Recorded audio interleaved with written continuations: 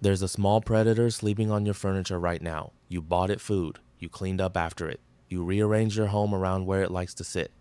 And if anyone asked, you'd say you own a cat. But step back and look at the arrangement honestly. One of you works all day to provide food and shelter. The other one sleeps 16 hours and occasionally allows physical contact. One of you is anxious to please. The other one is completely indifferent to whether you live or die. So here's a question worth sitting with. In this relationship between you and the cat, are you really sure which one is the pet? Because the history of how this animal got onto your couch is not the story of us taming it. It's the story of it taming us. And it's been running for 12,000 years. Start with how this even began, because the origin of the cat is nothing like the origin of any other animal we live with. Every other domestic animal we chose. We hunted wolves, picked the friendliest, and bred them over generations into dogs. We captured wild cattle, wild sheep, wild horses, wild pigs, and shaped them by force into what we needed, killing the aggressive ones, breeding the useful ones, bending them away from their wild forms. We did the choosing, we did the work. The cat is the one great exception in the entire history of domestication. Nobody sat down and decided to tame the cat. The cat decided to tame itself on its own terms and walked in through a door we didn't even know we'd opened. Here's what actually happened, and the timing is everything. Around 12,000 years ago, in a region of the Middle East called the Fertile Crescent, humans did something brand new in the history of the world. They stopped wandering and started farming. And farming created something that had never existed before: surplus, stored grain. For the first time, humans were keeping huge piles of food in one fixed place, year-round. And a giant, permanent pile of grain does something completely predictable. It attracts mice and rats in numbers the world had never seen concentrated before. Humanity had accidentally built the largest, most reliable rodent buffet in the history of the planet. And out in the surrounding deserts and scrublands lived an animal almost perfectly designed to exploit exactly that opportunity: the African wildcat. The bolder wildcats, the ones just a little less afraid of people, began slipping into the edges of these early settlements at night to hunt the mice swarming the grain. And the humans, watching a small, quiet animal kill the pests that were eating their survival, did the single smartest thing they could have done. They left it alone. The cats that could tolerate being near humans ate like kings and raised more kittens. The nervous ones stayed out in the wild and struggled. Generation after generation, the cats bred themselves, with no plan from us, into animals comfortable living alongside people, because living alongside people paid better than anything in the wild ever could. We did not domesticate the cat. The cat saw the opportunity we created and domesticated itself to take it.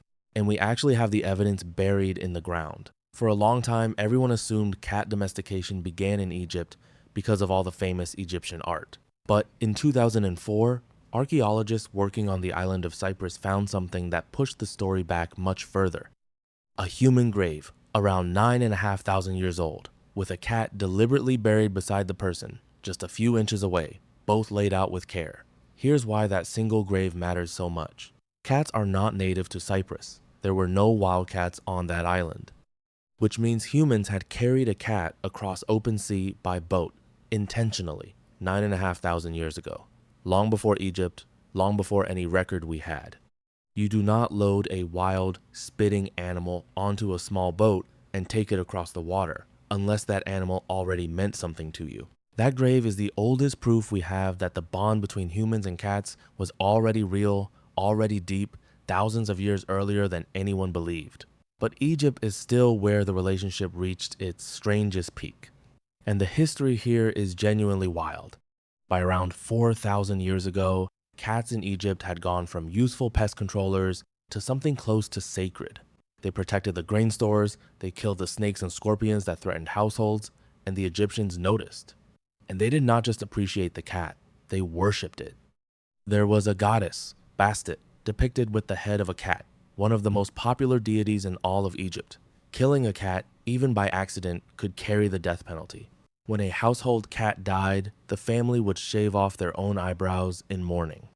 And when archaeologists excavated Egyptian sites, They found cat cemeteries containing not dozens, but hundreds of thousands of mummified cats, embalmed with the same care given to people, prepared for the afterlife.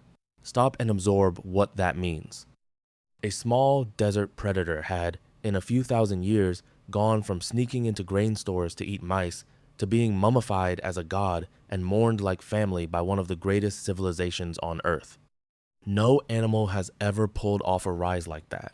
The cat did it without changing its body, its diet, or its attitude at all. And then the cat used us to conquer the world. The Egyptians, understanding how valuable cats were, tried to keep them in. There were even laws against taking cats out of Egypt, and officials reportedly sent to bring smuggled cats back. It didn't work because cats had found the perfect vehicle for global expansion: us. Traders and sailors quickly learned that a cat on a ship was priceless.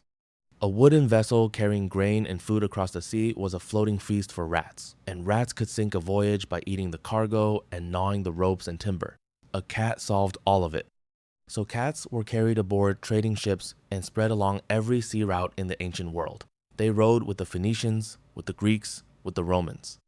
The Romans, expanding their empire across Europe, brought cats with their legions and their trade, and the cat followed Roman roads into the far corners of the continent. Everywhere humans went, by land and by sea, we carried the cat with us, feeding it, protecting it, and giving it free passage to colonize the entire planet.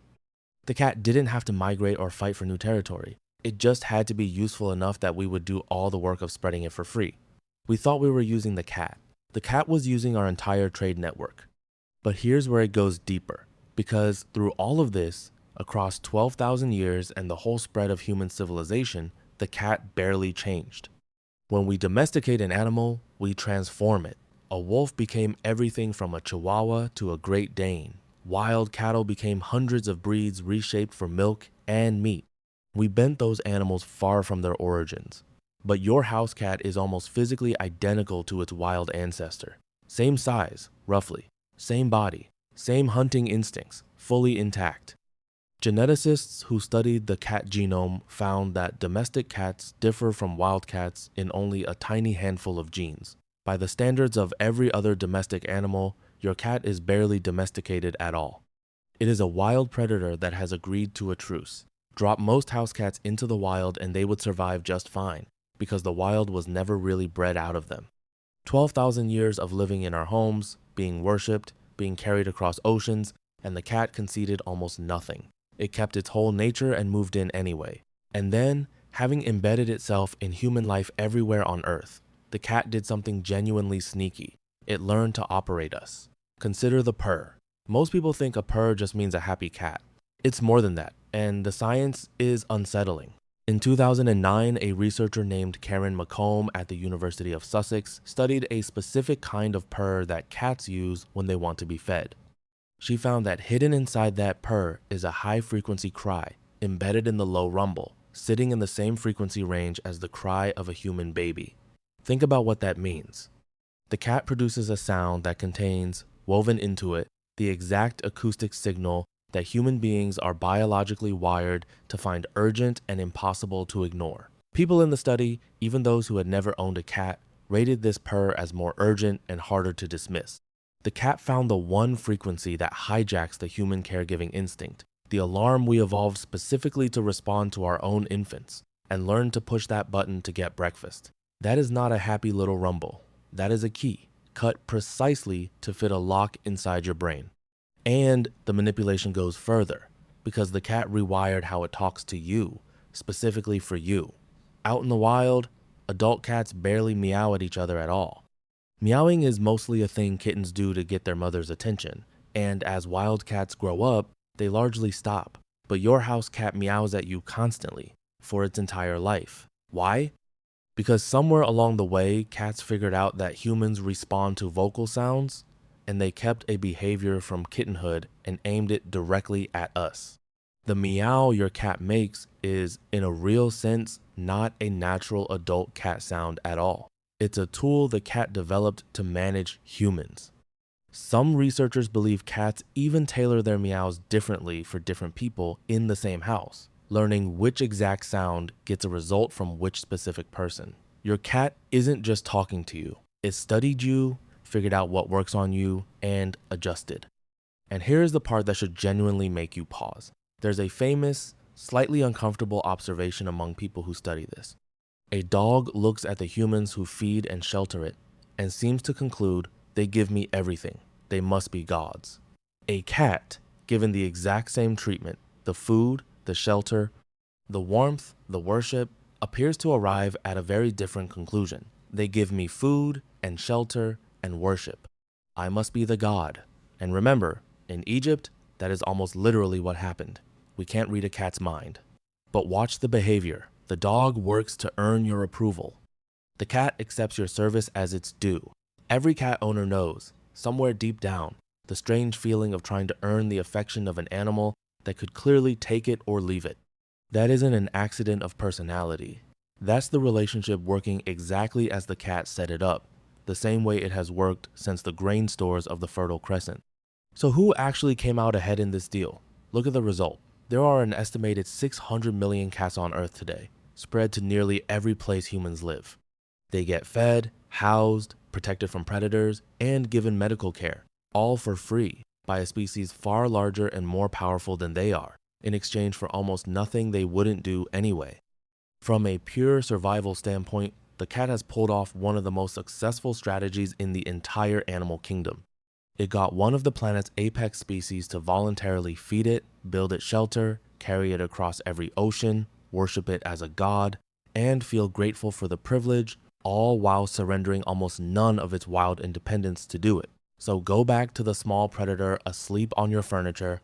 You didn't conquer it, you didn't reshape it, you didn't tame it the way you tamed everything else you live with. It walked in on its own 12,000 years ago, kept its wild body and its wild instincts, got itself worshipped as a god, rode our ships to every continent, learned the exact sound that unlocks the human brain, kept a kitten's cry just to aim it at us, and somehow convinced an entire species that feeding and serving it was a privilege. We like to call ourselves the species that domesticated all the others, but the cat looked at us, ran its own experiment, and quietly domesticated us right back. The unsettling part isn't that your cat doesn't love you. Maybe it does, in whatever way a cat can. The unsettling part is that after 12,000 years, after the graves and the temples and the mummies and the ships, we still can't quite tell who's in charge. And there's a very good chance the cat figured that out a long, long time ago.